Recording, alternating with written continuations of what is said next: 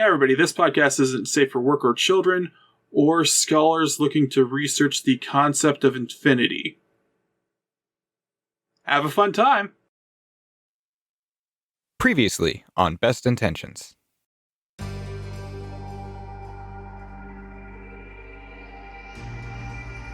Just do your best to find Blair. That's all that Adam really wants. Let's say, hypothetically, if one were able to just do a transplant of all these missing body parts. It's impossible. According to this, he had the heart of a 65-year-old man. There's also a voice, a drive to continue to pursue it, to make sure that it was eradicated. And you grip the amulet tightly and the chanting just stops. Still think I'm going crazy. Maybe we all are at this point, huh? Terence Marns. I'll take you to him. I'll take you to where he makes his hell. Show us.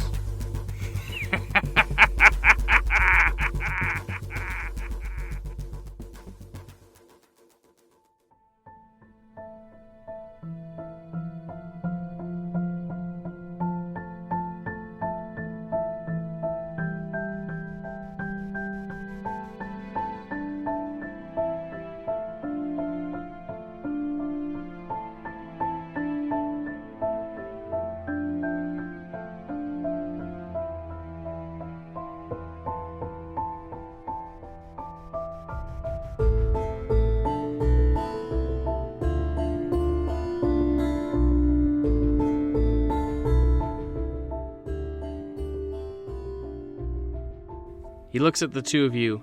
Are you the two the only ones coming aboard? I would hope not. Lisbeth? Fine, I don't mind helping out. I want to find Blair, I think, as much as you do. Sounds good. Hey, Veronica, you want to hop on board? Or are you going to stay here? I gotta tell you, no. I think I want to keep my feet firmly planted on the ground. I don't know, it's a little tense for me. Ben walks over, loading up his shotgun. You want a story, though, don't you?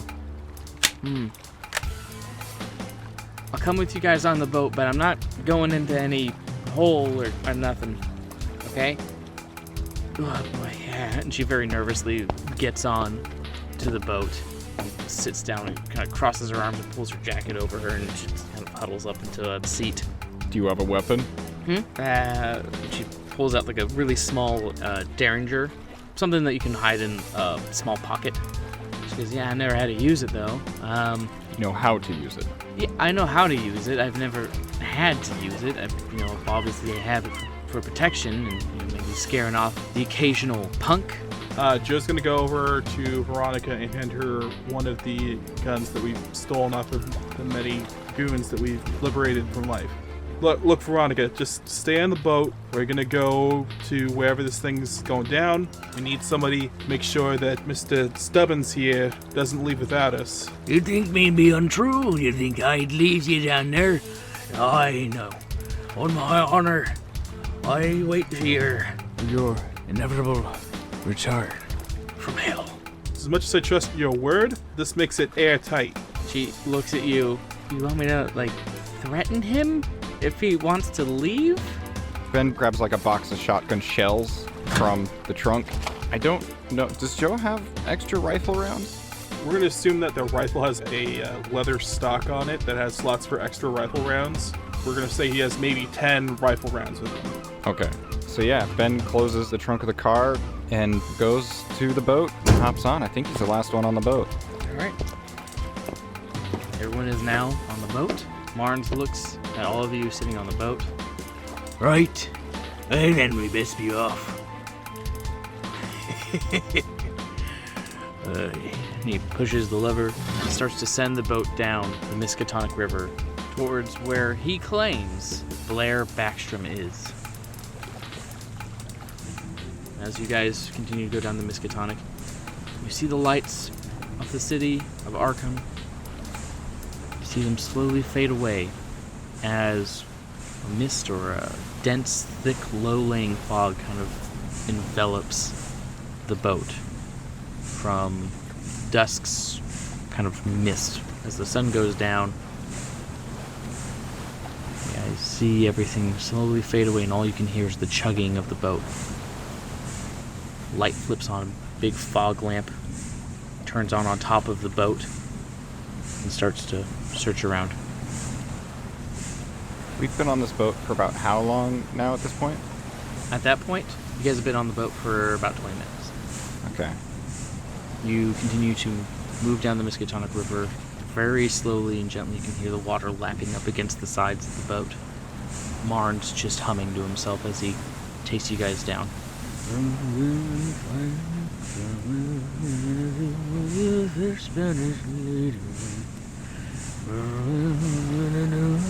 Ben looks to Joe, says, "There's a good chance that we might not come back from this, but if we do, I guess now's the chance to make a move," is what I'm saying, Joe. And he looks over at Stamp. Joe's at this point has just been fiddling with his rifle, double checking it and cleaning it, making sure it's in working order, and he just kind of looks up at Ben and says, "Yeah, I guess you're right. No time like the present." Hey, Veronica. Yeah, what's up? I know this is a weird time. She still looks uncomfortable, kind of tucked into the corner of the boat with her coat pulled over her. Oh, Joe's gonna offer his jacket. It's like, need something to keep yourself warm. No, I'm already plenty warm. It's just it's just not comfortable right now. I don't particularly like boats. Never a fan of them either when I was in the service. This is a weird time to ask, and I know it's probably not going to play out, but I was just wondering if you wanted to go get coffee sometime. Yeah, I mean, coffee sounds good. Yeah, okay. So, give me something to look forward to. Yeah, no, of course. I'm just hoping that this whole thing just turns into some old crazy coot. Maybe he's just living in the sewers. I've seen some weird stuff. This feels really close. Feels a lot closer than it was. I don't know, it feels like we're coming to the head of something that I'm just not ready for. I thought I was. But, I don't know. I know the feeling. You know, things make sense for a little bit, but then something happens that changes your view on what makes sense anymore. And then reeling, trying to figure out what the new rules are. Yeah, I get it. You know, you never really talk much about your service, Joe. There's some things that you really want to forget, but in the end, there's no way that you ever could forget them. Yeah, I know what you mean. This is definitely going to be one of those times. Yeah, rules just keep changing, you think you got to figure it out. Maybe there were never any rules to begin with. People just been making it up as we go along just to keep ourselves feeling safe. That thought doesn't make it any easier to go to sleep at night. You have a hard time falling asleep, Joe? There's a lot of nights where I don't sleep, Veronica. What was it like? I don't know, I don't want to pry.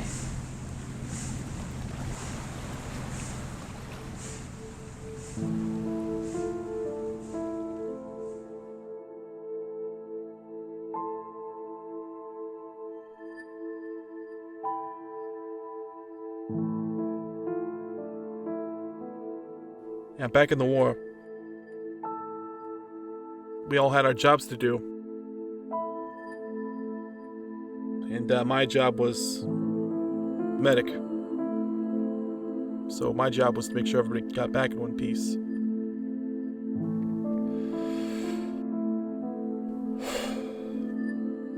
I didn't really do a good job at that. We were out in the middle of nowhere, and we got hit by a shell. Got everybody pretty good.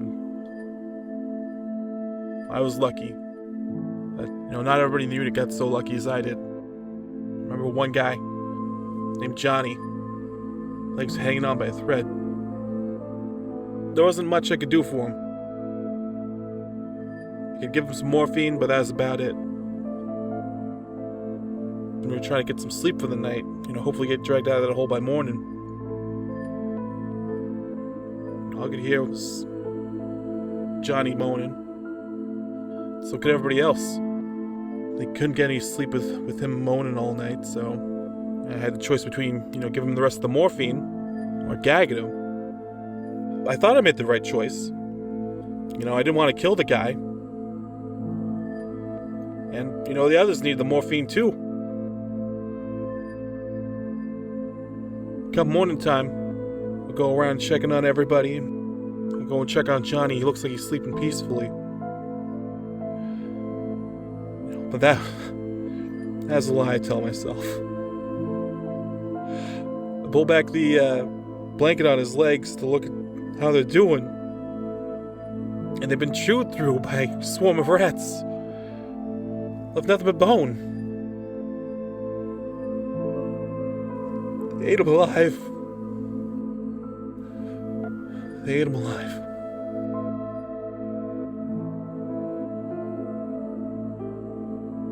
And, that's why I don't sleep too good no more.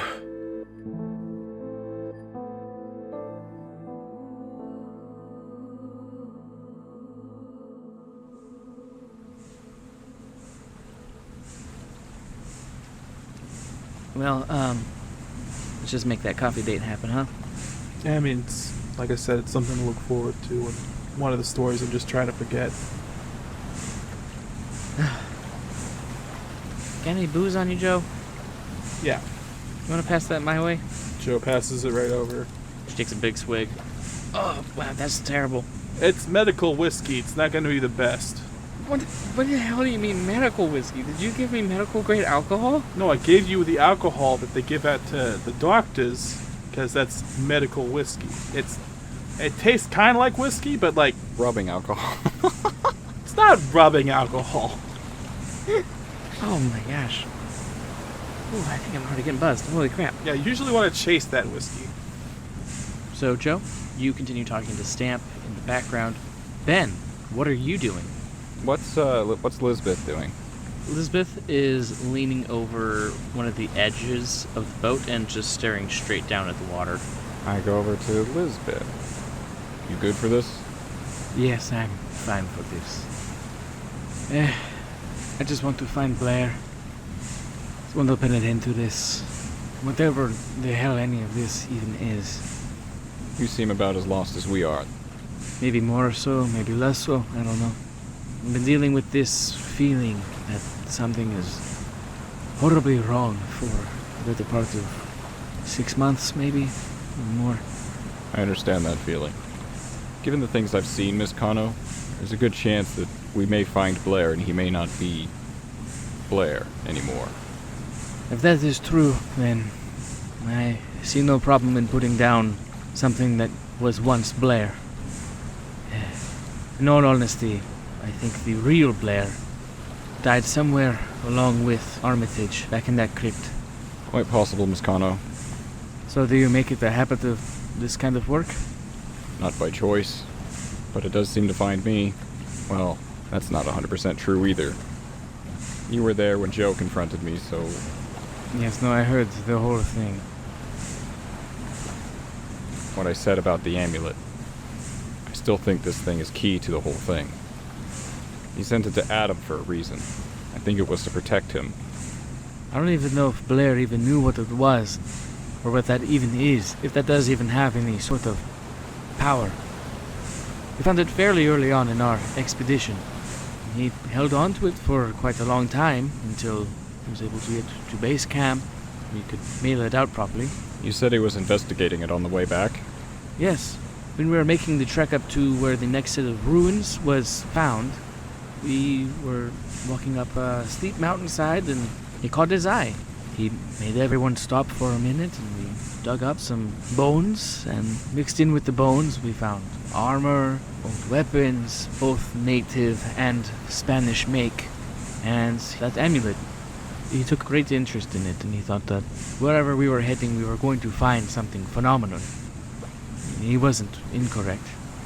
To my understanding, on the way back, he still held on to it.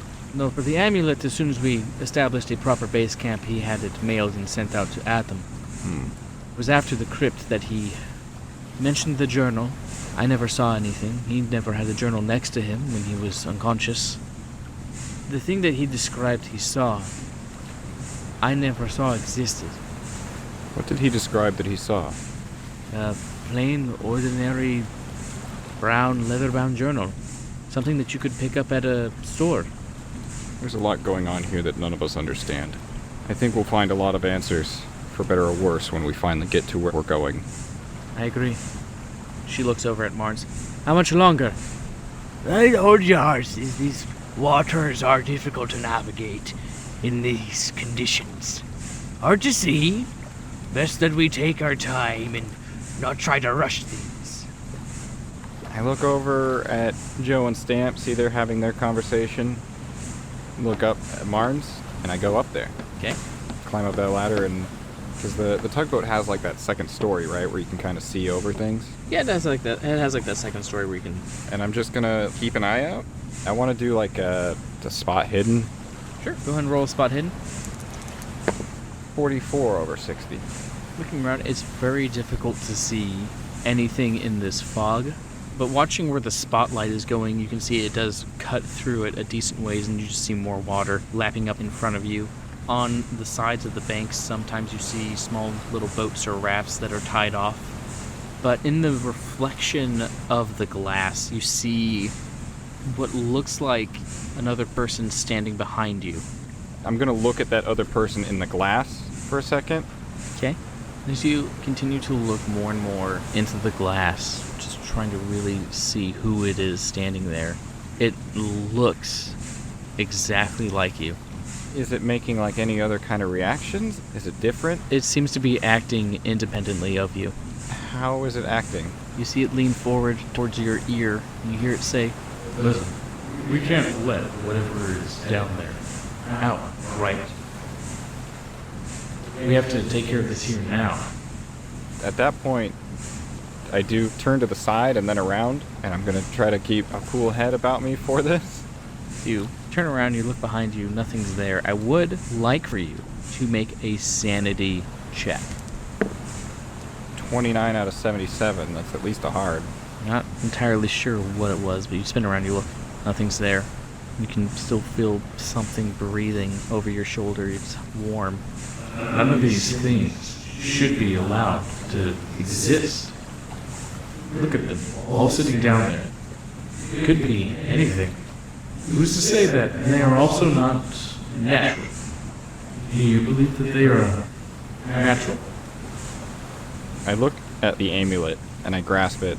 Am I getting anything from that? You don't seem to be getting anything more, but you do feel that whatever presence was over your shoulder has left at this point. Yeah, I grasp it and make sure that it's securely tied on my neck. It's well on there. I put it back in, I just tuck it under my shirt. Okay. Your large wave comes from up and underneath the boat and kind of picks it up and rolls it a little bit. And as you're tucking the amulet underneath your shirt, you lose your footing a bit. I need you to make a dexterity check for me. 12 out of 60, that's an extreme, buddy. Right. As you're about to lose your footing, you stumble back but catch yourself. You seem to be okay. Joe, Yeah, what's up? can you come up here for a second? Joe makes his way up there. Yeah, what's going on? I think we're getting close to whatever it is. What makes you say that? Hard to explain, but I feel like whatever it is, it's trying to get in my head a bit. Yeah, that's disconcerting. Right. Help me keep a lookout. Yeah, sure. Gonna make another spot hidden. Okay, go ahead. I'm gonna do a navigation check to see if Stubbins isn't just leading us nowhere. Okay, yeah, sure. Go ahead and start with Joe. Joe, go ahead and roll your navigation.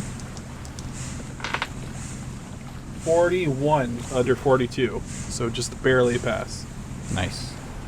Looking at where you are, you have a very good sense of direction, and this is something that you've done for quite some time.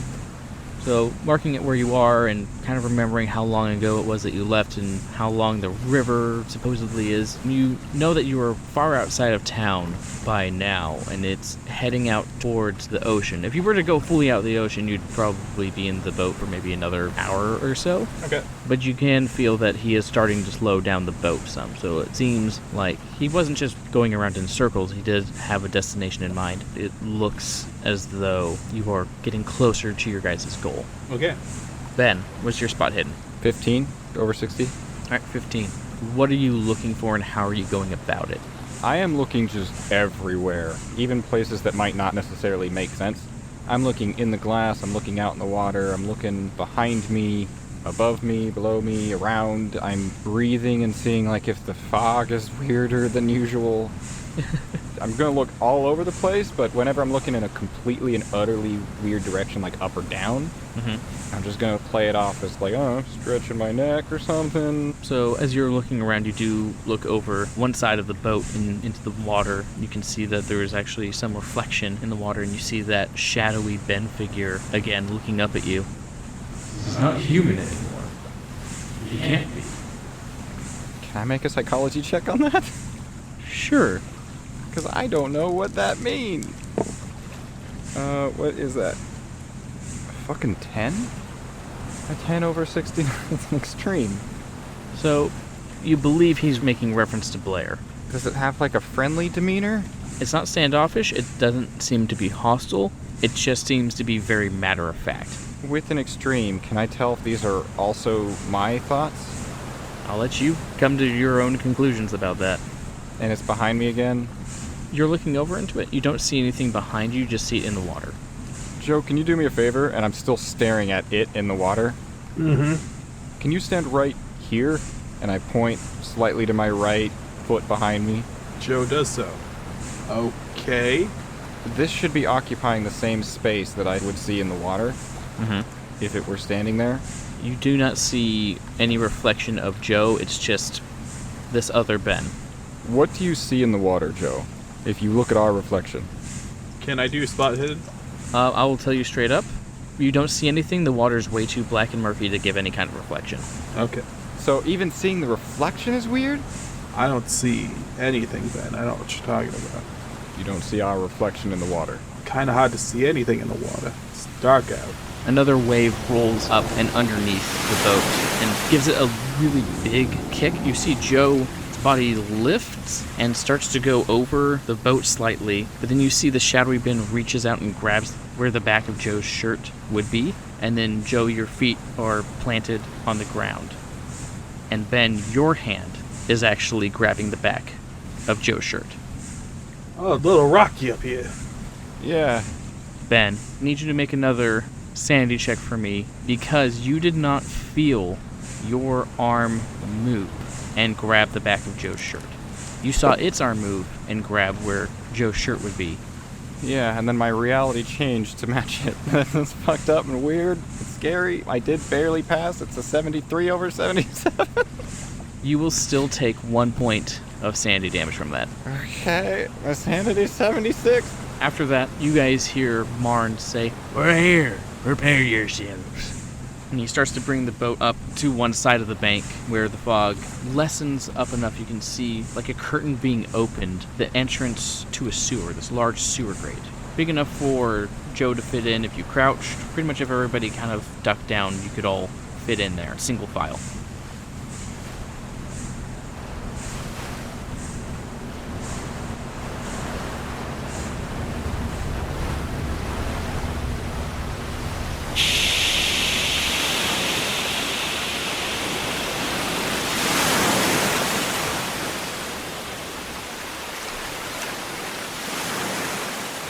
Joe is gonna grab... Is there like a first aid kit on this boat? Okay, you do that. He's gonna open up the first aid kit. Is there like cotton balls or anything like that? All right. And he's gonna hand it out to Lisbeth, Kano, and Ben and say, there's one thing I learned from close quarters fighting with firearms is that you want to put something in your ears to dampen the effect of a shotgun blast. Fucks up the eardrums. Thank you. Lisbeth takes it and puts some of them in her pockets. Ben looks at him, looks back at like where the water would be. It's gone. That other Ben has vanished. I put the cotton balls in my ear. Joe puts some cotton balls in his ear and says, hey Stubbins, I'm taking your first aid kit. I don't care if you need it or not. I'll be back. All right. Alright. I'll be here waiting. Stamp walks up to you, Joe. I'll be here too. And she looks down at the gun. Good luck, you guys. Fingers crossed you won't have to use it. Yeah. All right. See you all when you get back. And she goes back and she sits back down. I think Ben is like the last one to get off the boat. Does Marns have a gun? You don't see that he has a gun. You don't see that he has any kind of weapon on him. He probably has maybe a knife, but you didn't see anything. I mean, he is our tugboat driver, so he is also our ride out of here. Stamp. Yeah? So 2 things. Uh-huh. 1, if some weird nonsense starts happening, don't be afraid to shoot it. 2, I don't know if he has a gun, but he needs to stay alive. Yeah, I can't drive a tugboat. Wait. Huh? Have you ever heard of the Southside Arsonist? No, I can't say I have. Because, like, when you told that story back at the university, it really rang a bell. I think that's what they got the name for you, because I never found out who burned down that cabin out there. Listen, you're a reporter. I need you to not report this part, but yeah, to my understanding, it was covered up by Mordecai as best he could. Well, I guess we got more reasons for why you all need to come back. 1, Joe, we gotta go have coffee, and 2, we'd like to know more about that Southside Arsonist thing. I mean, if I could get a scoop on that. Maybe, I don't know. Just, all you guys, please come back, okay? I'm going to do my best to not burn down the sewers. Like I said, we'll be back as soon as we can. All right. Well, I'll be here, and I'll shoot anything weird if anything weird shows up. Anything that's weirder than Marns needs to go. I can hear you fucker. Joe is going to take point on leading the group, and he's going to use his track skill to see if there's any, like, rat prints. Okay. I am going to assume you guys brought flashlights? Yes. Flashlights, first aid kit, guns, ammo. That's kind of a lot to carry. So what did you guys bring within reason? Because this isn't D&D Infinite backpack. No. I have a pistol that's in a holster. I'm holding a shotgun. I got a pocket full of shotgun shells. Mm-hmm. A flashlight, I think, is easy enough. I think I would strap that as best I could to my holster. Okay.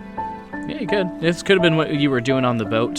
Yeah, Joe basically did the same thing with the rifle. Okay. All right, sounds good. Joe has a gun, 1 revolver tucked into his waistband.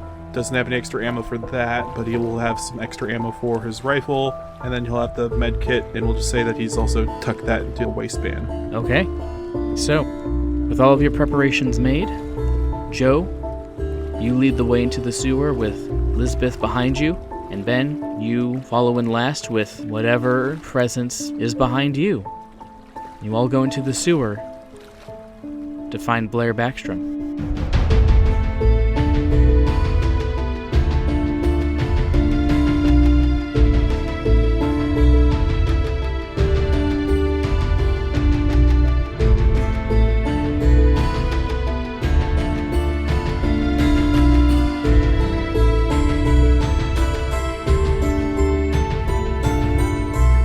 So, all of you move into the sewers. This is the furthest point where the sewers let out.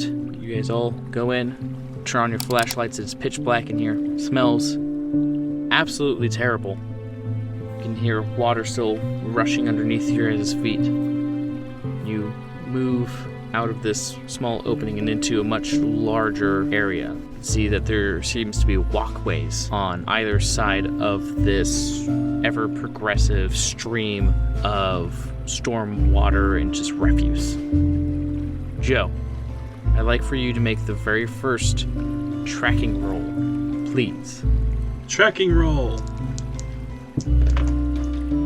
46 under 68. You turn on your flashlight, you look around and you examine the chamber, looking for any sort of sign where somebody might have moved through here. And one thing that you do notice is it appears to be disassembled parts of a boat that are stored around here that look like have been turned into makeshift little bridges that cross over the waterway of the storm drain. How big are the bridges? They are big enough for just one person to walk across. How wide is the gap between the 2 sides? You could jump it. It isn't terribly wide. It's maybe about a 4.5-foot gap. Oh, that's jumpable. So I'm going to look for any signs of rat people or I mean, even Blair Backstrom walking around down here, you know. You don't see any signs of Blair himself, but you do see signs of where things have been built to make it easier to move around. Recently? Recently, not within like the past few days, but definitely Like since Blair came back? since Blair came back, yeah. Okay. And they're on the other side of the thing. Yeah. Before we move on, I had a thought. And he's talking to both Lisbeth and Joe. There's a good chance that one of us may become susceptible, or some trickery might happen, so a safe word might be appropriate. Okay. If for whatever reason there's doubt that somebody is who they say they are, or acting outside of their own control, let's use the word asparagus, work it into a sentence, something. So if we have to talk about asparagus. Just say the word, really. So, if one of us is unsure if the other person is who they say they are, like let's say I see Joe and I am not sure it is actually Joe. If he doesn't say asparagus, do I just shoot him? Don't shoot right away, but ask for the code word if you're really not sure. Alright. Let's try not to get separated, I think is the big thing here. Yeah, I don't want to shoot either of you. That would be unpleasant. I'd prefer not to shoot anyone. But, okay, asparagus it is. All right. So, Joe, you are still leading the party? Yeah, we're going to cross the bridge and continue towards where we've seen signs of things scurrying about. Do we want to start stealthing now? I mean, you guys can try. I will give you penalty dice because you guys are using flashlights. I'll take the penalty dice. All right. There's no penalty to failing stealth, because if the other option is we don't stealth. What's your stealth, Spence? 54. I got 58. So it's possible. We could do it. I don't know what Lisbeth's stealth is. She has a 30. Well, I got a 20, or I either got a 20 or a 10. I got a 31 or an 81 under 58. All right, so you got an 81. Yeah. Lisbeth got a 3, and then she got a 53. So she has a 53. So we get the Three Stooges making their way through a storm drain. Hey, Two Stooges, one of us just did a really good job stealthing. As a matter of fact, I'm going to just hold back about 10 feet. Okay. So you're holding back about 10 feet.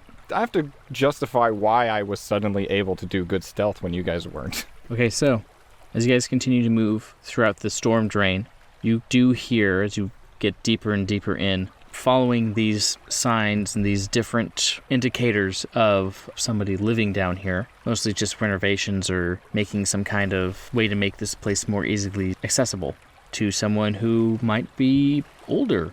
Are we still seeing any of the boat parts? Yeah, everything that's being made down here is part of a boat. Can I use a mechanical repair to see if it's the same type of boat that Blair Backstrom was last seen on? Sure, go ahead. That's a 54 under 55. That's not great. I would say it is absolutely fair to assume that this would be. You obviously never got the name of the boat that he was seen on, but you do know that it was a tugboat.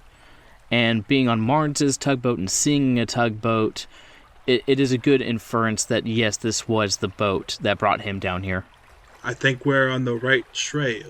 All right, you guys continue to move further in. And the entire time you guys are walking down here, you do hear tiny scurrying feet. I mean, there could just actually be regular rats down here. But that being said, we were obviously getting the listen check for free because you just gave it to us. It's very echoey in here. It's not... Some things just kind of move down here and are moving around. You do hear the scurrying of little tiny claws on hard concrete. Can I do a spot hidden? Just make sure that we're alone, I guess. Sure. Well, that's a 74. That over 6, that's just a failure. Okay, so you look around to make sure that you guys are alone down here. You are, aside from the rodents and bugs and other creatures that would live in a place like this, you guys are alone down here. Okay, let's press forward. Okay. Joe, you're doing a fairly good job of keeping everything in line. This time I would like for both of you to make a listen check. I'll go ahead and roll one for Lisbeth, too. This is not my best skill. Oh my god. Oh my god. Oh, I actually passed it. 34 over 35. Hey. Oh, would you look at that? Okay, my listen is 63, and I just rolled a 1. Oh. All right, Joe. Give that listen like a special mark because I'll give you a bonus die to increase that. But Joe, so you hear this first when it calls your attention. You hear something large, which sounds like a rock being tossed into deep water. You hear that kind of signature sound. Then you also hear, after that noise, you hear this...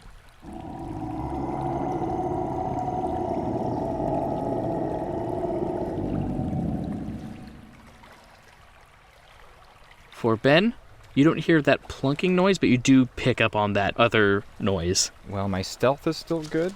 I'm looking in that direction. How far away is it, roughly? So both looking into that direction, you see something that looks like a very long pile of what looks like leaves and other items that you would normally find in a gutter very closely pushed together in this long running kind of train of sewage. Is it undulating or anything? Is it moving on its own? It's kind of being carried with the current from what you guys can tell. So it's in the water, and it's like a long line of sewage. Joe, you noticing this first, you're able to get a better look at it. It goes back quite a long ways, maybe about 20 or 30 feet. Stay away from the water. I turn off my flashlight or cover it up and duck down into like a corner with my gun up in case something pops out. Okay. Joe's seen a lot of weird stuff, and hearing something make noise like that in the sewer when we're expecting to fight ratmen, he's not taking any chances. So he's going to draw his rifle on it and take a shot at the head of the sewage. If they're like the point of the sewage. Okay. Go ahead and roll your rifle skill and add a bonus die because this thing is so big. 77 on the first roll, and I'm bonus dice, so I'm rolling the 10 again, right? Yeah, you're rolling the D100 again. That's a 27. Okay. So you hit it.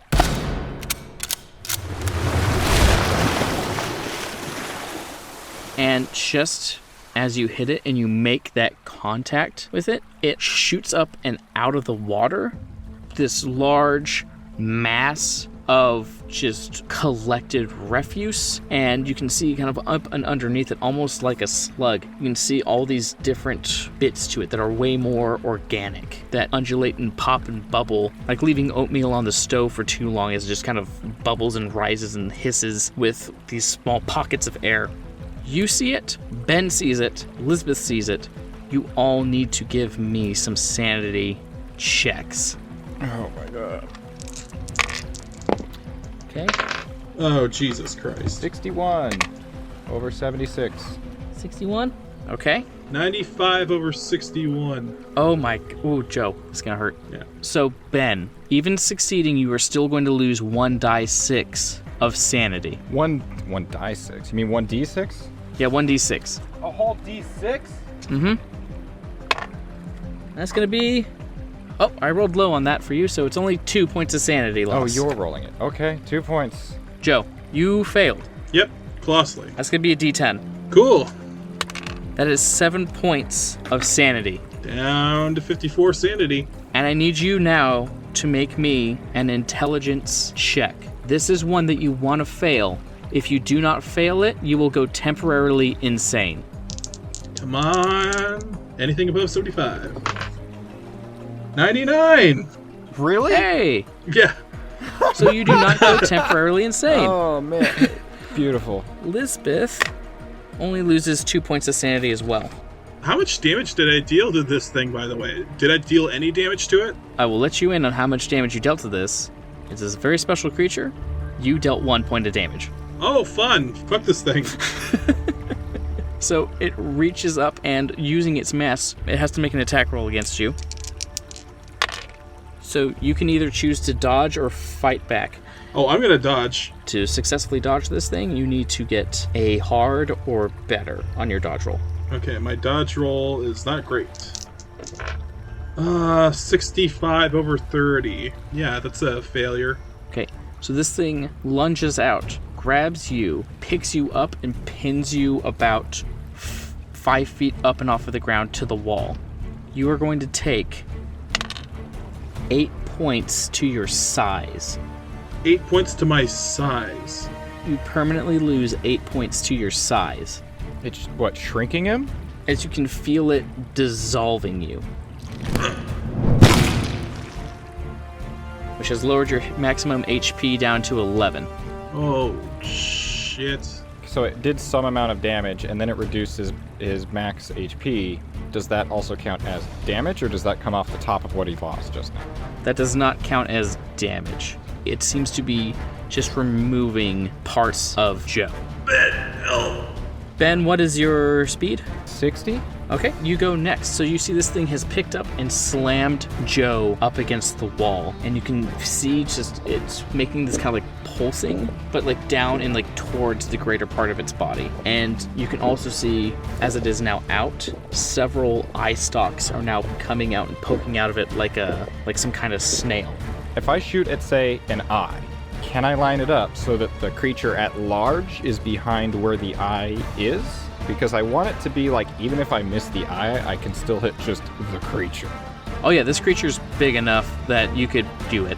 This thing is huge. And how many eyes are there? You see them like continuously coming out. There's maybe 12 eyes with more popping out from its body. Does this have a glowing orange shoot here, weak point on it? No, this is not a Resident Evil boss. So the refuse lifts up, and the whole bit underneath is all this actual creature. Yeah. Well, I got a shotgun. I mean, they don't spread as much as they do in like video games or movies, but maybe I can pop off a few per barrel, and I got 2 barrels. How close am I to this fucker? You're about 10 feet away from the main group, so I'd say you're about 20. You're still within range to get the full benefit from your shotgun. Yeah, I'm just gonna try to pop as many eyes as I can with each barrel. Okay, so since you're firing twice, go ahead and roll each attack with shotgun with a penalty die. But then it has a bonus die because it's so big, so just 2 straight rolls. Die, you fucking thing. Let him go, I don't need a Joe rat. 37 over 62, and a 5. Ooh. Very good. That gets you 2 points of damage. 2 points of damage? Yep. You know I'm rolling 4d6, right? Per shot? Yeah, I know that. It gets you 2 points of damage. Oh, that's dumb. This hurts. Does it drop me in pain, or does it just keep on doing what it's doing? So you unload both barrels into this thing. You see little eyes popping and exploding.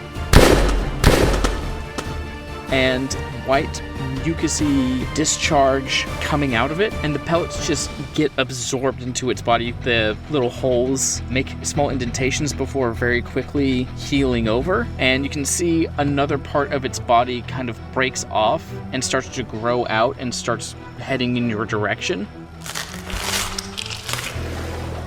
As you fire into this thing, it still has Joe penned up, and this other new appendage it has created is heading towards you. Well, then I'm gonna dodge, but I'm gonna put the shotgun down quickly and grab the amulet and get prepared to draw my pistol. All right, Lisbeth's turn. She's gonna go ahead and shoot at it 3 times with her pistol. So she fires once, and then she fires 2 more, and you can see another appendage generates out of it and starts making its way towards Lisbeth as she's just wildly firing into the mass of this thing. And she's just backing up like all the way, her back pressed up against the wall, just firing into this thing. Joe, if you would like to, you could do competing strength against this thing to try to wriggle out. It's one of my specialties, so I'm going to try to do that. Okay, that's a 47 under 8. Okay, it isn't just complete gel or anything, it still has some physical weight to it, so you're able to push yourself off of this thing enough that you pretty much fall down in a sitting position, and you see the shirt that you're wearing, like the front of your shirt, like wherever it was touching, that's just gone, and the front of your body, it's weird, because you're missing your nipples. What? Like you're just like completely like flat. What? Not what? Yeah, your body shape has changed. Like it's just now flat. You don't have like any definition to where any of your muscles were or anything like that. You're just like flat. I got scrawny. Scrawnier, but just very slowly, like the definition in your upper torso starts to kind of come back, like almost like this memory foam effect. Ew. Gross. So was that my turn or its turn? You can still attack. I will still let you attack if you want to. However, make a luck check. Just make a luck roll for me. That's a 61 over 27. That dog was a good hunt. All right.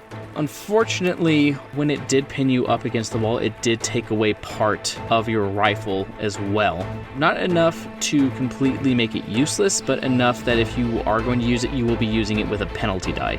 You really don't want me to have this rifle, do you, Tony? Well, I kind of want to get away from this thing. Can I get away from it, or...? Yeah, if you want to just get up and just run away. Well, I want to put some distance between me and this thing before I start shooting it again. So that's what I'm going to do. All right. So you run past, and I think at this point you're either right next to Ben, or you're just slightly away from Ben. All right, so here's what's going to happen is now this creature's turn. Joe, you have run away, trying to get away from this thing as far as you can so you can get better shots at this. Ben, the tendril it has created is now going after you as well. Okay, so I will let you know this. I rolled a 3. So in order to dodge this thing, you either need to roll an extreme on your dodge or an odd 1. Okay, so here's what I'm gonna do. I'm gonna roll that dodge. I might end up using luck. But regardless, as part of this dodge, I'm grabbing that amulet. Like, one hand while I'm jumping out of the way is going up to my chest, but it's actually gripping the amulet. Sort of like when a boxer tucks in. Dodge, dodge, dodge, dodge, dodge, dodge, dodge, dodge, dodge, dodge, dodge. I got 45 over 41. So, what's 45 minus 8? 37. Yeah, you know what? Fuck it. 37 points of luck. I'm going down to 18 because I need to not die here. So it moves over your head. You get down, gripping the amulet as it flies over your head and slams into the wall behind you, and then pulls back from the wall, and you see just this perfect circular indentation with no cracks, no smashing. It's just about an inch deep in a perfect circle gone. Now it's going to attack Lisbeth, and it moves towards Lisbeth. You see it stop and hesitate. Okay, Ben, your turn. I understand I'm quiet right now. Give me a second to sort of process what I just realized.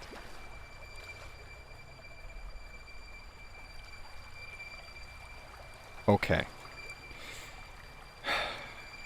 I pull out my gun, my pistol, while still gripping the amulet. The flashlight is no longer covered, so it's just shining on this fucker. I move up close to Lisbeth and shout at this thing. Blair, I don't want to fight! But Adam, you're doing all of this for him! We can talk!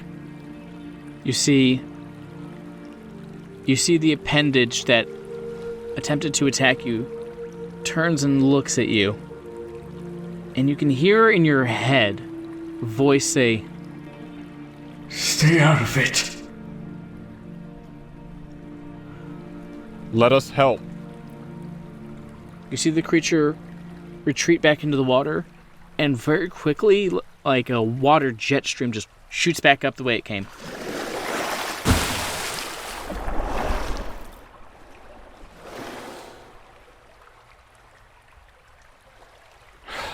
And Lisbeth is standing there breathing very heavily, still pointing her gun out and following it as it leaves. That thing is... That can't be Blair. That can't be Blair. I'm afraid it very well might be. Did everyone hear it say stay out of this, or just me? Joe, make a POW check. 70 under 80. Joe, you also heard that voice. And I kind of want to point out that I think Ben, he's seen things change and morph and be awful and terrible in front of him before. It's still horrifying, but I think he's just slightly more put together than the other two next to him. Yeah, that makes sense. Joe's going to do a first aid check on himself really quick. Okay, go ahead. 44 under 70. You don't feel hurt. You do feel physically different, but it's not painful. Like, there's no visible injuries, but you do feel You feel different. Did his size return? Nope. Okay, Joe's gonna open up the first aid kit and look around for something flammable. You definitely find at least one thing that you can make flammable. Yeah, like something that can turn into a Molotov. Yeah, so you definitely find something that you can make into a makeshift Molotov. But you only got that one thing. Yeah, I make a makeshift Molotov. All right. Simple enough to do. Ben, where are you looking? Where are you facing? Because I moved up towards Lisbeth, I turned back around, and I am looking all over the place, because I think my head's on a swivel at this point, but my general facing has gone back to Joe, because I need to, A, get my shotgun, Okay. and B, I did also see him get smashed into a wall. So I start to head back, pick up my shotgun. So as you lean down to pick up your shotgun, you lean down and you grab it, and you see a pair of shoes right in front of the shotgun. You look up and you see the other Ben standing over you. As I'm about to grab the shotgun, the demeanor changes right back to amulet and pistol up before I see that it is the Shadow Ben. I relax a bit, but my gun is still faced in like an almost uppercut motion. Okay. So it's not pointed forward, so like say if I fired it right now, it's flagging the ceiling. Okay. So you go to bend down to grab the shotgun, you see the shoes, you immediately react, grab your pistol, and stand up straight. And you see, as Joe is checking himself out, making sure that he's okay, you see standing behind Joe is the other Ben. Oh, behind Joe is the other Ben. Yeah, now he's behind Joe. Why is he fucking teleporting around? And he looks at you dead in the eye, also with a pistol out. Where is the pistol pointing? And he points the pistol down at Joe's head. I put my pistol away. He's still staring you dead in the eyes. And he says to you, They're going to falter. They don't have what it takes to get this done. Only we can take care of this. and Joe, behind you, you can hear what sounds like the cocking of a gun. I whip my head around. And you see Ben standing there. Jesus Christ, Ben. Did I suddenly teleport? Yep. Yeah, you're there now. What did Lisbeth see? She didn't see it. She's still looking in the direction that the creature left. Ben, from that, I need you to lose another 1 point of sanity. Just automatically? Yep. Okay. So at what point did I suddenly realize that I was pointing at Joe? So here's what happened from your perspective. You saw the other Ben standing behind Joe. He had his gun out, and he cocked it, and he pointed it towards Joe's head. And as he finished talking to you and saying what he was going to say, you heard the pounding of your heart in your ears, and you blinked and winced slightly, and as you reopened them, you were standing behind Joe. Your gun is not out. You are how you have it.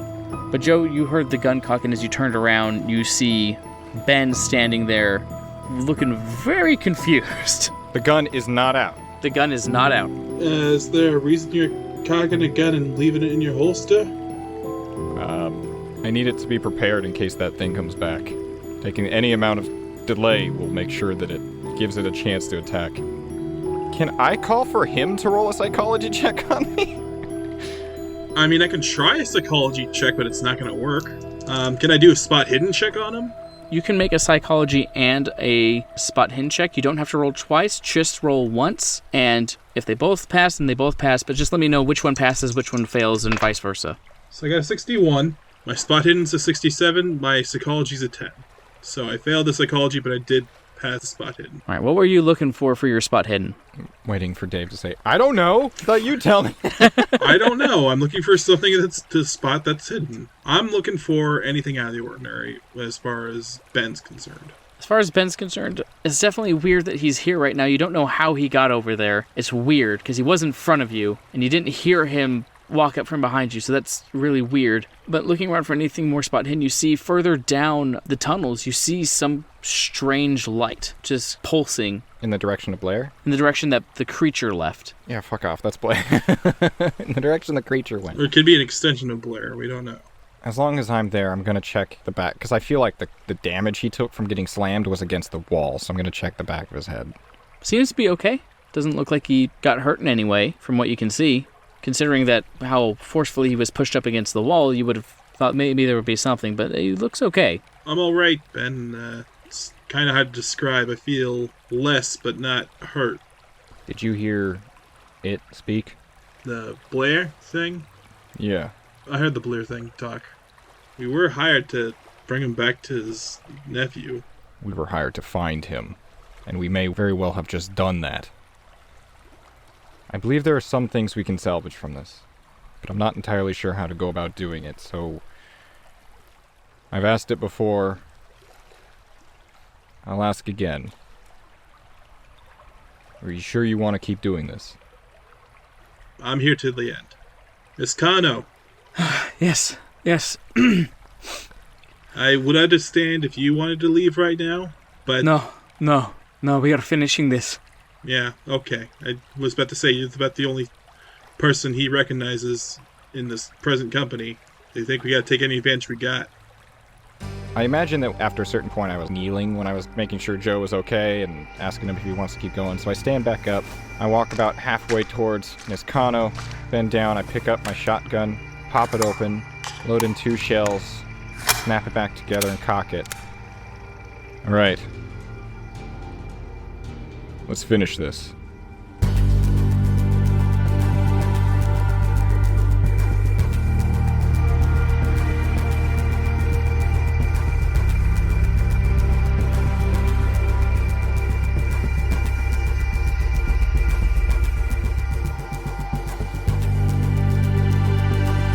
So there is a pulsating light coming from further in the storm drains.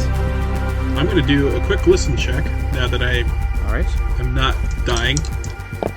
And that's a 62 under 67. Because the chamber is so echoey, you hear what sounds like the grinding of stone on stone.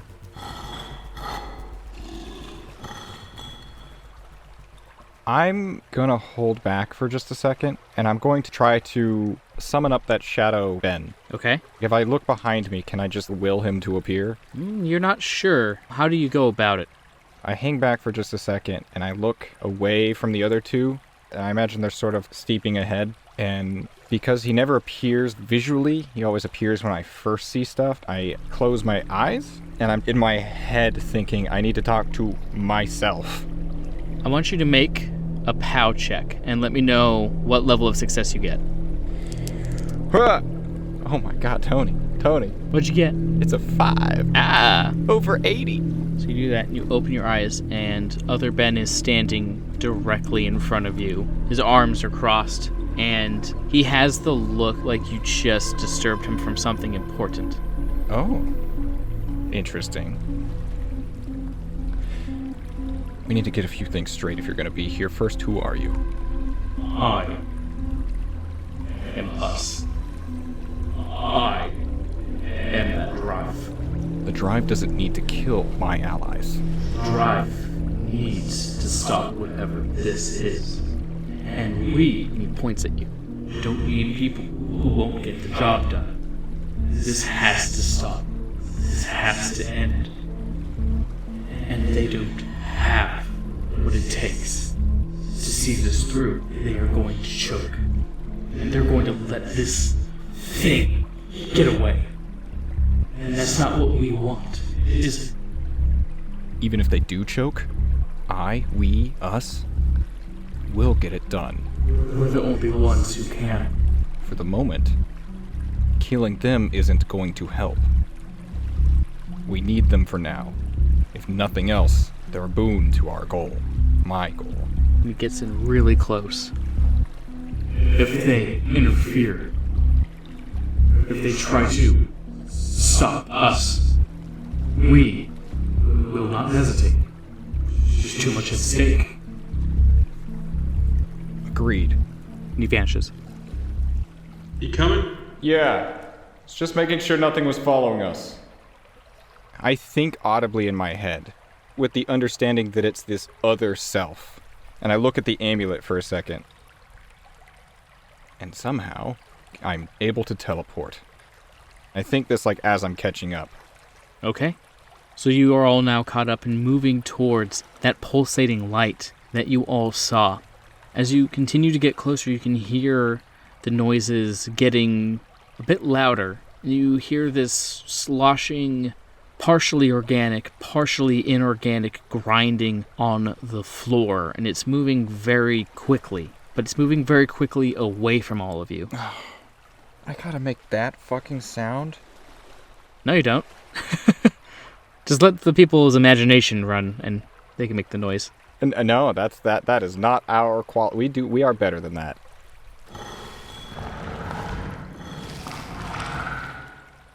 So we're getting closer to the green light. Is the green light moving away from us, or is... That also seems to be moving away as well. So it's coming from further down the tunnel, but it's moving at such a rate that it's getting away from us? Yeah, it's moving away from you guys. Okay, Joe's going to start running towards the light. All right. So you start moving towards the light. You are moving ahead of everybody else. And when you get into the room, it's a large, open, spherical room. And you can see something was set up here, but has been removed. And looking further down, you see another tunnel heading even further in towards where the city would be. And you can see in the distance just this large moving mass going straight down this tunnel. Is it leaving a trail of gunk behind it? Nope, it's basically clean where it's moving. Wherever it's moving, it's picking things up and it's like freshly cleaned. Oh, it's like a fucking ooze in a dungeon. Yep. Or gelatinous cube or whatever. Just the opposite of, leaving behind like a snail trail. It's like clean. It is on the side path then. It's not in the water? So its bulk is just encompassing almost the entirety of the tunnel because it has absorbed more things into it. But we can see light on the opposite side of it? Yeah, you can see light being projected from in front of it as it's moving down the tunnel, which is kind of giving this silhouetted, shadowy image. And the light is moving with it? Light is moving ahead of it. So, Joe. So I'm in the room. Yeah. I'm going to do a quick spot hit and see if it left anything behind. Okay. 31 under 67. So you do see a few things. It didn't seem to have grabbed everything up in the rush that it was in. The first thing you find is a map of the sewage system as well as the drainage system of Arkham. The second thing you find is akin to a shopping list but for body parts, as well as what looks like official medical documents about Adam. I'm going to grab all three of those things, and I'm going to look at the shopping list and see if it's had anything crossed out. There's little check marks, and you see everything is ticked off on it, but this looks like maybe part of a fuller list and not the entirety of the list, but at least this bit has everything ticked off. And I'm assuming it's going to be like bones, spine, heart, lungs. Yeah. So, has everything been ticked off that we know that was wrong with Adam? Yep. Awesome. How far ahead was Joe from Kano and myself? I'd say he's 20 feet ahead. He kind of jogged in ahead to try to catch it ahead of time, but the time you guys took in recovering from that gave it enough time to get what it wanted to get and then leave. Joe's going to say, I think I know where it's going. Let me guess. Adams? It's going to Adam. Yeah, Joe, you look down at that map of the sewage system, and you can see it is mapped out, kind of the path to take that would lead directly under where Adam Backstrom's house is. Do you think we could get back to the boat and get back to the city before that could get to the city? Because we did take a boat out here, and it took us an hour to get out here by boat, so it's kind of away from the city, but it's not like impossibly far, and this thing is also moving. If we chase it, it sounds like we'd be chasing it on foot, but is it faster to run back to the boat, get on the boat, get in the car, drive to Adams, or is it faster to just chase it? Or is it close? Because if it's even remotely close, I'm just going to chase it. I'm leaving that decision up to you guys. How do you guys want to go about this? Clock's ticking either way. Sounds like it's close. Okay, I'm going to just run after it. Tony, is it way faster than we can run? It appeared to be going fairly quickly. Like, it's already gone around some corner. You don't know where it is at this point. You do have the map, though. We also know that it's leaving a clean-ass trail. Okay, so we have the map. It doesn't have the map, so if it gets lost, it doesn't have anything to cut back to. But it generally knows where it's going. I'm going to say it's probably going to be faster for us to go back to the boat, get back to the city, and then go to Adam. Was this thing at running speed, Tony? It's kind of hard to gauge how fast it was going. It also did slime back into this waterway pretty fast. Yeah, but it's moving something now. It's slowing itself down. I'm going after it. If you think it's faster to go back to the car, I'll toss you the keys, but that's a long ways back to the car in the first place. It's a long ways back to the city on foot. All right, Lisbeth? Yeah. You stick with Ben here. I'm going to go back to the boat. I'm going to hand you guys the map. I tossed Joe my keys. Lisbeth takes it, and she's going to go ahead and lead the way on that. You hand her the map, she takes it, and she starts heading off towards the direction that the Blair creature went. Yeah, and I'm going to head back to the boat. And we do recognize that it's cleaning a path. We can just follow the clean pathways. Yeah, you could, if you wanted to. So yeah, I think we're sprinting off. Also, if it wasn't said before, I uncock my gun so it doesn't go off and just shoot me in the kidney while I'm running. That's a good idea. But yeah, I think we're chasing now. All right, you guys are now chasing it. I need each one of you to make a Constitution check. My God, I'm rolling amazing. I got a 3. 61 under 65, so barely a pass. All right, and Lisbeth got a 24 over 75. So you guys are all taking off in a dead sprint, chasing after this thing. Ben and Lisbeth after it directly on foot, and Joe, you're heading straight back to the boat. Joe, you get to the boat, and you see Marns sitting there teaching Stamp how to tie a slip knot. And it's under, chase the rabbit through the hole around the tree. And they see you coming in, they immediately both stand up, and you just jump right in. Yeah. She says, "Where's Ben and Kano?" We got to get back to the city right now. What? I'll explain on the way. Aye, and he immediately Marns climbs up to the top and turns it on, and Stamp comes up to you. What happened? Where are they? We found Blair. Are they okay? What happened? He's going to Adam's house right now. If we can beat him there, then we can stop something bad from happening. Oh, okay. And immediately Marns takes the boat, spins around, pushes it as fast as it can go, and starts to head back up the Miskatonic. Mines, is there anything I can do to make this thing go faster? I'm going to do mechanical repair check to make sure the boat doesn't blow out a motor or anything like that. Oh, yeah. That is a 4 under 55. Yeah, you definitely notice that this motor has seen better days and definitely requires a little bit of TLC. But there is a toolkit on the ship, so you are more than welcome to go ahead and start trying to repair. I'm going to give her all she's got, Captain. Aye, sounds good. Take care of her. Don't need her dying on me. And with that 4, you see exactly what needs to get repaired and what needs to get fixed. The engine wasn't in fantastic shape to begin with, but you start fixing it up and trying to get as much out of it as you possibly can. Which is a little dangerous considering that it is going. So, Ben, you and Lisbeth are charging headlong as quickly as you can through these sewers, following that clean trail that it is leaving behind, and also that very distant flashing light. I need you to make a dexterity check for me, as the floors are still slick. So I still need you to make that dexterity check for me. Okay. Elizabeth's gonna make it 2. I'm going to use 2 points of luck to be successful. Okay. So here's what happens. Elizabeth is running in front of you. She failed her dexterity check, and so you see her legs kind of slide out from underneath her, and she skids a ways before going down and into the waterway, and she kind of catches herself. You are still charging as fast as you can. That happens in front of you, and you kind of dodge around it. So you can either stop to help her up, or you can keep going. She's a whole extra set of guns. Will it take more than a sec to get her out? Yeah, it'll probably take more than a sec to get her out. Ah, shit. Yeah, I'll get her. So you stop, and you grab onto her arm, and you start to help pull her up, and you hear the cocking of a gun behind you. She's slowing us down. It's getting away. I'm going to disguise it with, you have the map. Come on, Kano. So with your help, she pulls herself up, and she tries to stand up, and she immediately starts running again, and you hear a gun getting holstered. Alright, and you guys keep charging off towards the Blair person, creature, thing. You charge off in that direction. It's gotten further away. You guys keep on following it. Marns' boat keeps tugging along, getting back to the docks. Eventually, his boat gets to the docks. He pulls in. He goes, Go on, get out. Hurry up. Yeah, Joe jumps out. right, Joe, you jump out. Stamp ball's right behind you. Yeah, he's gonna hop into Ben's car and kicks the door open for Veronica. It's like, let's go! Alright, Veronica gets into the car door slams. How fast are you going to be driving? Fast enough that, It's fast, but not so fast I need to do a drive auto check. I got 20 drive auto. I might be able to pass that. I'm deciding how much I want to piss off the police.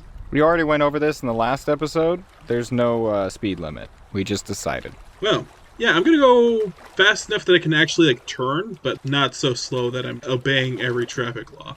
All right. So, give you a drive auto check? I will ask you if you would like to make one. I'm going to make one. Okay.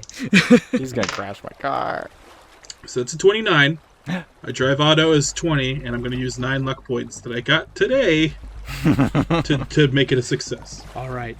So you drive off, you peel out, going as fast as you can. You see one kind of harrowing corner, and as you turn to make it, you slide just a bit, and the rear end of the car goes out, and it looks like it's about to kind of slam into the sidewalk and go up on the sidewalk, but you can hear the wheels scraping on the side of the sidewalk, and you just make the turn without causing any kind of lasting damage to the touring as you speed off towards Adam Backstrom's house. Meanwhile, Ben and Lisbeth, this thing has gotten so far ahead of you at this point, but you're still following the clean trail. You guys are right behind it, but not enough so to see the light anymore. Can we hear it at all, even distantly? I would say you guys can still distantly hear that grinding noise, but it sounds very far away. I'm not going to stop moving, obviously, but I'm going to shout, Blair, we want to talk! As you guys continue the pursuit, you hear a much bigger noise happening. It sounds like something is collapsing in on itself.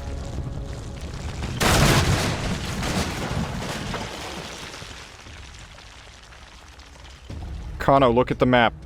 He's caving in something ahead of us. Is there an alternate route? I don't know.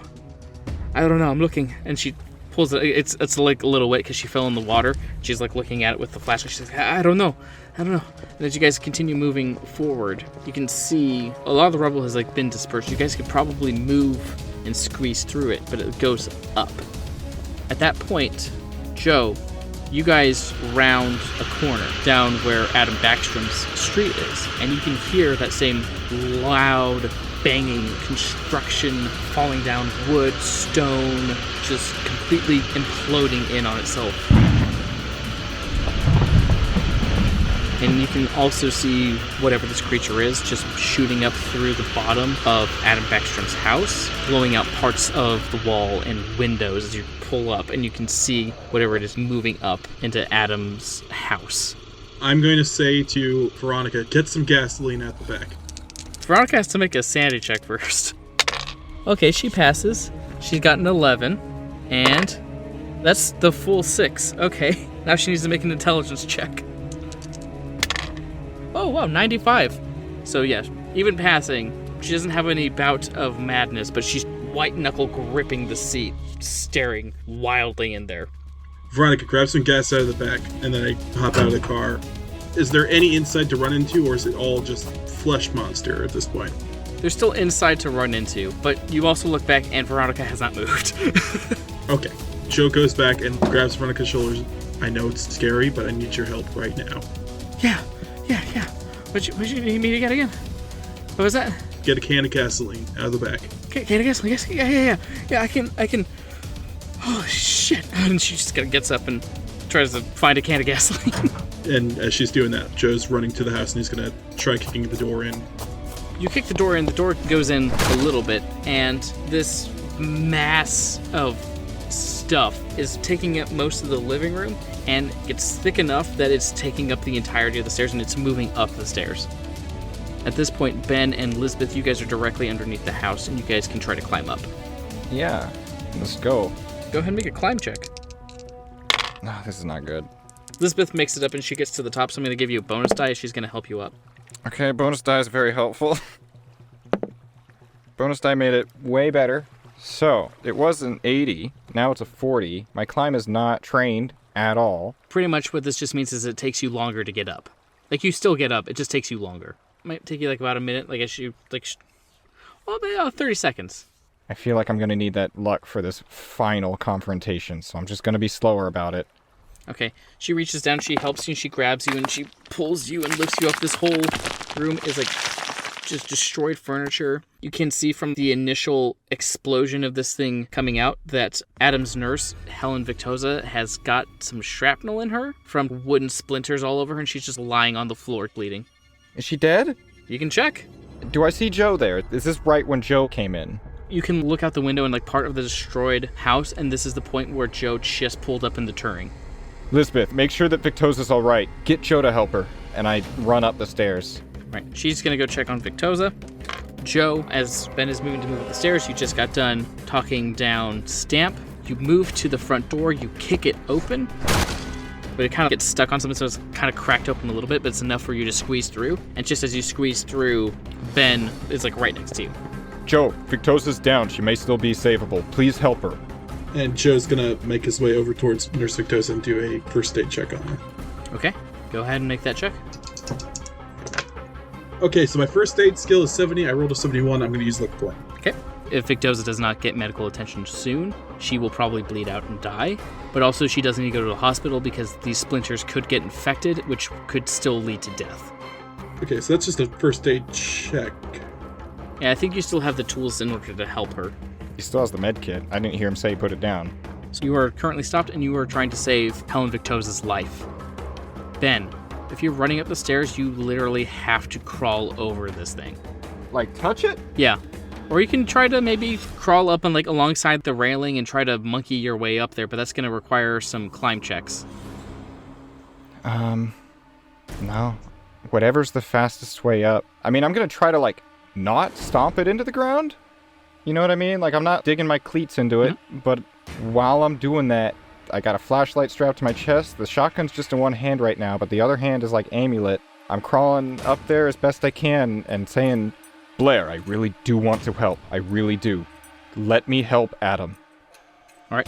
You are climbing up this mass. And as you finally get to the top, you can see that it stops at the top of the stairs, and the end of this thing looks almost like a hand, and it's just waiting there patiently.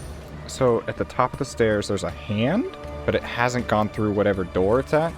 No, but you do see down this hallway in the upstairs room, there is a door that is open, and there's light coming out of it, and the light is making a shadow of what looks like a man standing inside the room. This is that mysterious light that everyone was talking about.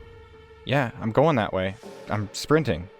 You sprint, you turn around, and you look in the room, and you see Adam lying down on his bed, and Blair standing over him.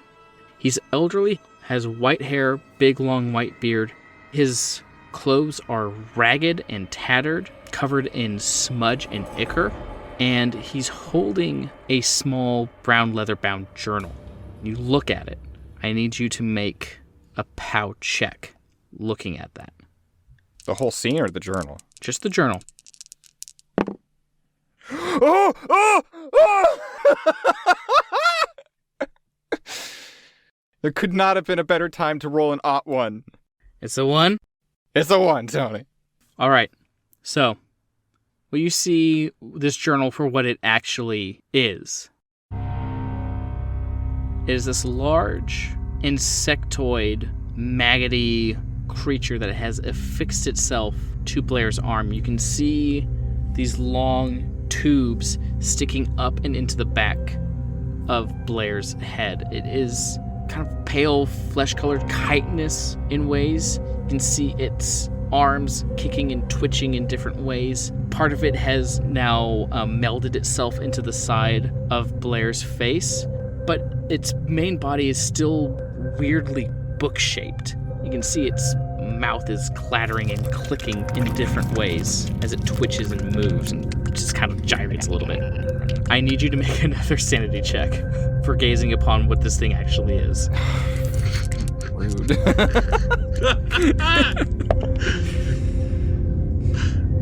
It's a 71 over 73. Barely regular passing. All right, you're still going to lose the D4 sanity. So that's 2 more points of sanity damage. So, you see this creature attached to Blair Backstrom, and Blair's staring over Adam. And he's walking over to Adam, and he looks like he's about to lean down and pick him up. Blair hasn't noticed me come in, right? He has not turned around to see you. He has not acknowledged your presence at all. He's very focused on Adam right now, and he's picking him up as you're standing in the doorway. So, my shotgun is up. Blair. He stops, and he turns around. I like Adam. I do. Are you sure that whatever it is you're about to do will save Adam's life? Do you know what is attached to you? I've tested it. It's worked. I can save him. Just go back downstairs. You tested it on who? Who did you test it on? I've tested it. Don't worry. It's safe. If you tested it on yourself. Just go back downstairs. Go back downstairs. And see to Victosa, I am sorry. But please, just let me save him. I want to, but I want to make sure you will only save him. That's what all this was for. That's what I found.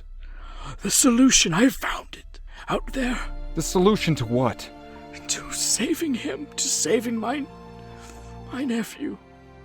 I found that solution in those ruins. It showed me the way. It showed me how. Please. The thing on his arm, the bug thing, is it fused to his hand, Tony? Oh yeah, it's like fused in there. Like it's a part of him. It's part of him.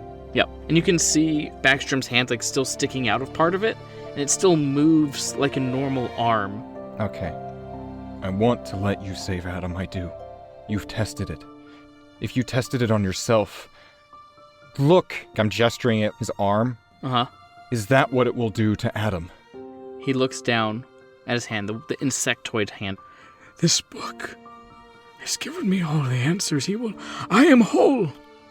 I am whole. He will be whole, too. He will be able to do everything that he's been wanting to do. He will be able to... Is it even a book, Blair? It's just a book. It's not just a book. Look! And I take the amulet off, and I put it in his hand. As you approach him with the amulet, you see the creature looks at you and stops moving for a second. And you see his arms flicker out, and it... The amulet being in close proximity hurts it? It just makes a noise, and you hear like this quick and dragging noise along the ground as something grabs you from the back and yanks you away from Backstrom. Joe, you can hear the shattering of wood as the guardrail from the upstairs terrace kind of just breaks, and you look up and you can see Ben being held aloft by this creature, pulling him back. Joe, what are you going to do after seeing this? Is Victosa in an okay condition? If I took my hands off her right now, would she die? No, you have Lisbeth here. If you took your hands off of her right now, she would be okay. Obviously, she still needs to go to a hospital, but she'd be okay. Right now, Lisbeth is seeing to Victosa. Yeah, so I'm going to stand up, and I'm going to pull the lighter out and pull out the Molotov. And I'm going to flick the lighter on and scream, Blair, put Ben down right now, or I'll burn this whole fucking place down. This thing isn't Blair! As at this point, you do see Blair walking up to that terrace, holding Adam. Joe, you see it. You don't see the bug thing, though. You can make a POW check. I'm going to make a POW check. Make a POW check. That's a 63 under 80. 63 under 80? Yeah. You do see something. You do see like a quick flash of something attached to his arm that looks like some kind of weird insect or bug. But then it returns back to it's a normal hand. He just has a book in it. You see Blair looks down, and he looks at you too. He says, Please, just go. I'm going to save him. We need to talk first. Why are you all so hell-bent on stopping me? Because we want to save Adam! And that's what I'm doing. What is this thing holding me? A tool. It's just a tool. Blair, what happened to Ashcan? I don't know who that is. I just need it. Was he just another drifter to you? Was he just a bucket of spare parts? he looks around. I'm sorry for what I did to achieve this end, but why doesn't he deserve to live? He does deserve to live, but you don't know about the lasting consequences. I do. I'm fixing him, and What if you turn him into a monster? he'll be fine. He'll be fine. I tested it on myself, and I'm fine. Everything will be fine. You're not There's fine. just a few hiccups here and there, but everything will be as it was. Adam will be able to live his life how he should have been. He did everything right. He did everything right. And it's not fair that he doesn't get to live. It's not fair that he doesn't get to have a full life just because of random chance. He is a good kid. Just let me go. No one else needs to get hurt. Can I wiggle an arm free? Sure, go ahead and make a strength. Actually, can I make a POW check to utilize that other me to get out of this? Go ahead and make a POW check. He seems so hell-bent on helping me. It's a 64 over 80. You see Shadow Ben standing behind Blair. He's looking at you. He says, They both have to go. Both of them. This all has to stop here. Are you willing to do that? Are you willing? I reach for my gun. I'm holding the amulet in one, and I'm gonna let go of the shotgun and start reaching for my pistol. Right, you let go of the shotgun falls down and clatters to the ground. You try to go to reach for the pistol. I need you to make a strength. Ooh, it's an 8. It's an extreme. Right. So Ben, you are able to wriggle your arm free out of this thing's grasp, and you reach down and grab your gun. Joe, what are you doing? You see the shotgun falls down to the ground. Yeah. Joe's gonna light the Molotov and look at Ben and say, "Save Adam." And then he's gonna throw the Molotov at the base of this slime monster thing and light this thing on fire. I'm going to say because this thing is so big, all you really need to do is just like smash it on the floor next to it. Right. So, as you smash it, the fire spreads and catches onto this thing like it's made out of a spider's web and just immediately starts burning it, which causes it to jerk and move. Ben, it lets go of you, so you are now in kind of a free fall, and you have your gun out. What are you doing? I'm in a free fall. Wait. You said I was pulled down, so how far of a free fall is this? Not that far. Like, you aren't going to get injured or anything, but you are falling. Okay. Blair is still looking down at Joe, but he is now starting to turn. You have your gun. Well, I did have a steady shot. Now I'm falling. I gotta listen to the voice in my head. I gotta listen to Shadow Ben. He's right. It has to end. I'm gonna...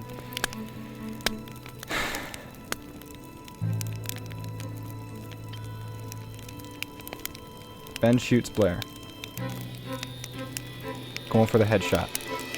Make the shot.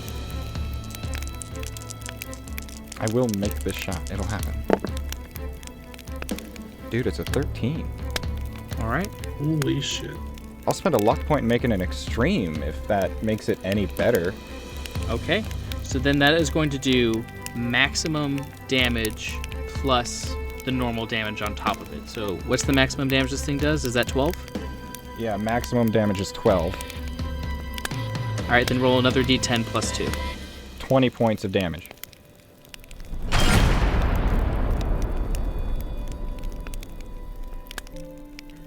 The bullet enters in through his temple and blows out the other side of his head. You see brain matter and blood scatter on the wall next to him. His arms go limp, and Adam slips from his grasp. His head heading down towards the floor, head first. Oh. And he lands on this neck on the floor, and you hear this just snap as Adam hits the floor. You can hear multiple shatterings of bones, just how brittle he was. And just slightest bit of blood is pouring out of the side of his mouth and his nose. And Blair falls off of the top of the terrace with a heavy thud next to Adam. You see the creature trying and struggling to detach itself from Blair. Yeah, I'm gonna kill that thing. Ben. Yeah. So Ben, you land flat on your back. The air escapes your lungs, but you're mostly okay.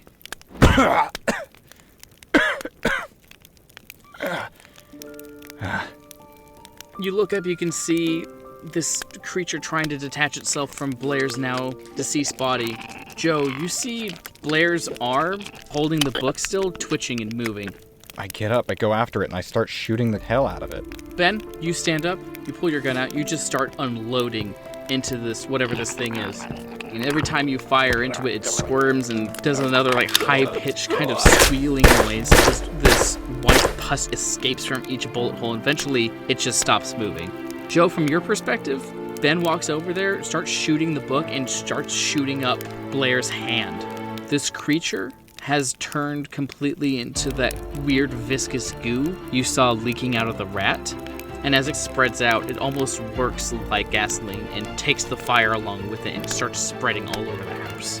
Lisbeth looks up and around and sees Blair's body on the ground, which his hand is just fully mutilated. And she is currently picking up and holding Victoza. The creature was wrapped around his hand, up his arm, and to the back of his head, right? Yeah. Does that other part of it become visible as it dies? Nope. Oh, okay. Well, what happens when I shoot that part that's not part of his head, but is next to it? Would it appear that I'm shooting the ground next to his head? Yeah, it would look like that. Okay, well, I'm doing that too. I'm shooting all of this stuff. Alright, so you just reload and keep firing, and you barely even notice the warmth of the fire as it's picked up in intensity behind you. I'm gonna help Miss Lisbeth Kano get Nurse Victoza out of the house. Alright, so you help Victoza out of the house with Kano, and Kano's looking at Ben firing into Blair as you guys leave the house. Ben, you hear behind you. Good job. Make sure it's good and dead. We did it. Yeah. We did. Soon the fire catches onto Adam. Adam's body starts to burn like tinder. It moves around you. Then you stand over Blair's body. Fire's roaring up around you. I grab my shotgun and I run out. So you grab your shotgun, you turn out, you start to run out through the fire. The fire licks up around your body, burning you, and as some of your clothes start to catch fire, you go out the front door, you leap out and roll on the ground to get the fire out. You turn and you look inside the room, and Blair's body's on fire, Adam's body's on fire. The whole house goes up in flames, and standing inside there, you see the other Ben giving you a nod. Walks over to the door and closes the front door as fire slowly consumes the Backstrom estate.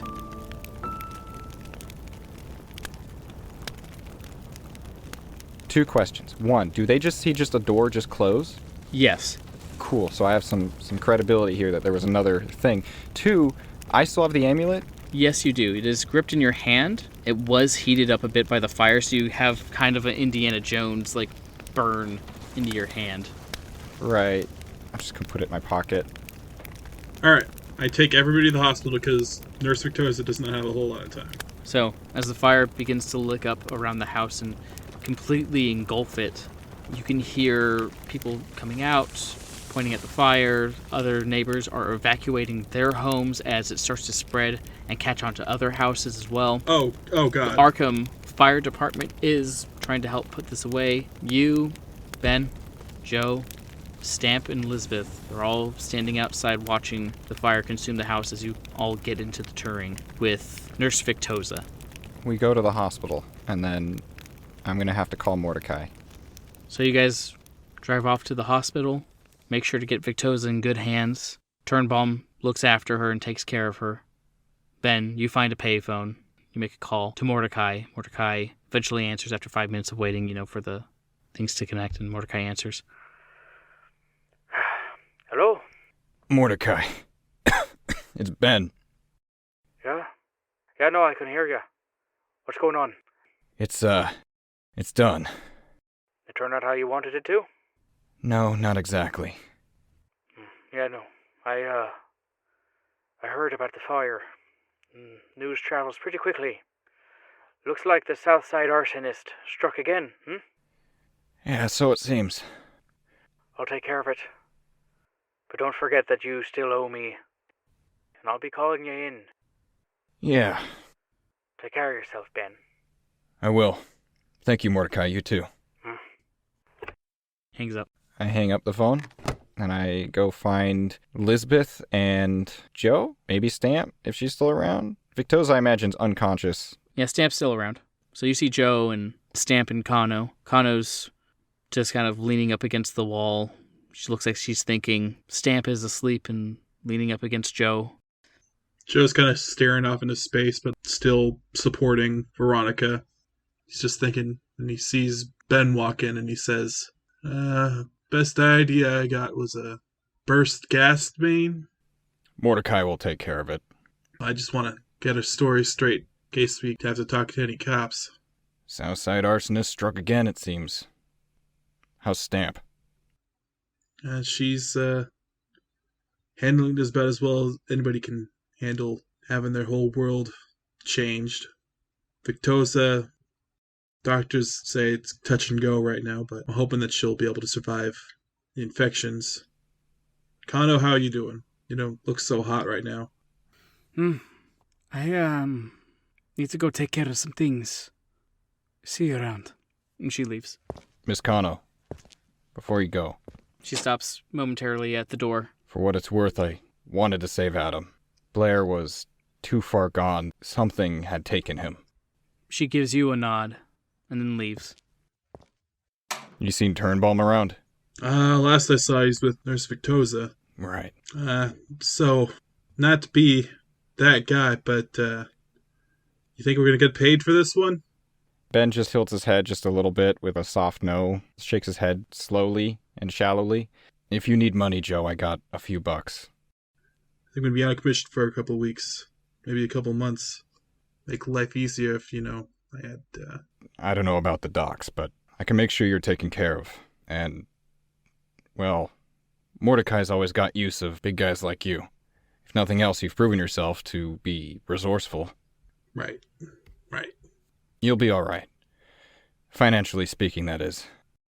So, Joe, what do you do once this is all over? What does Joe go do? Joe's gonna, rest, because he's got some major wounds that he's gonna take care of.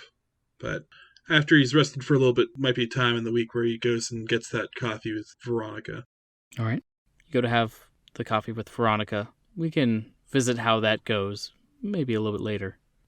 Ben, what do you do once all this is over? I want to check out this amulet. I want to learn everything I can about it. And I think after some time, I'll see if I can't find Lisbeth to learn everything I can about what happened. All right.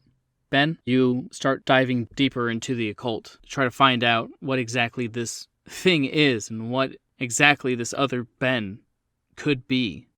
That's what you spend most of your time doing, and eventually both of you do hear of another fire that started in Miskatonic University in the exhibit that was meant to be the Armitage exhibit, and almost all of the artifacts that were recovered are gone and destroyed.